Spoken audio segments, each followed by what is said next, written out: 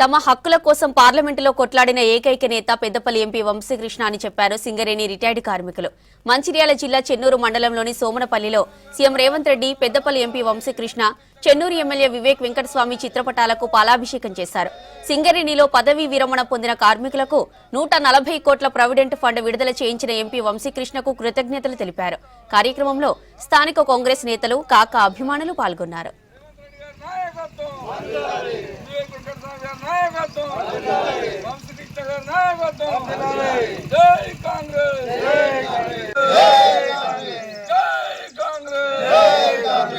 వివేక్ వెంకటస్వామి గారి నాయకత్వం, వంశీకృష్ణ గారి నాయకత్వం.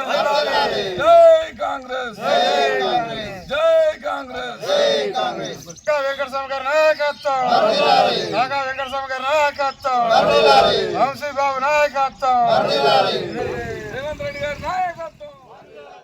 గతంలో కాకా వెంకటస్వామి గారు పార్లమెంట్ సభ్యులు ఉన్నప్పుడు తన గలం విప్పి సింగరేణి కార్మికులకు రిటైర్డ్ పెన్షన్ ఇప్పించారు. ఇప్పుడు గత 35 సంవత్సరాల తర్వాత వాళ్ళ మనవడు వంశీకృష్ణ గారు ఇప్పుడు అదే పెన్షన్ వ్యవస్థని పెంచాలని, ప్రతి కార్మికుడు రిటైర్డ్ అయిన కార్మికునికి 1500 సరిపోవట్లేదు వాళ్ళ నిత్య అవసరాలకు. దాన్ని పెంచుతూ మొన్న పార్లమెంట్లో గలం ఇప్పారు. దాన్ని ఇప్పుడు కేంద్రం బడ్జెట్ని పెట్టి జియో ద్వారా 140 కోట్లు ప్రొవిడెంట్ ఫండ్ ద్వారా మనకి ఇప్పుడు కొత్త జియో అనేది వచ్చింది.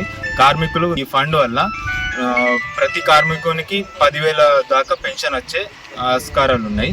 కాబట్టి సింగరేణి రిటైర్డ్ కార్మికులు ఇవాళ పాలాభిషేకం చేయడం జరిగింది. గతంలో సింగరేణి సంస్థలో పనిచేసిన కార్మికులకు ఎలాంటి పెన్షన్ అనేది లేకుండే, ప్రభుత్వ రంగ సంస్థలో చేసిన వాళ్ళలాగా సింగరేణిలో కూడా పెన్షన్ ఉండాలని అప్పట్లో పార్లమెంట్లో కాకా వెంకటస్వామి గారు పోరాటం చేసి ఈ పెన్షన్ వ్యవస్థను తీసుకొచ్చినప్పటికీ సంతోషకరం. కాకపోతే అది చాలా వందల రూపకంగా వస్తుంది, 1000-1500. అలాంటి దాన్ని వారి మనవాడు ఇప్పుడు పార్లమెంట్లో మాట్లాడి ఈ జీవో తీసుకురావడం జరిగింది. ఏంటంటే 10,000కు తగ్గకుండా అందరికీ 10,000 పైన రావాలి పెన్షన్ అని ఇప్పుడు జీవో తీసుకొచ్చిండు.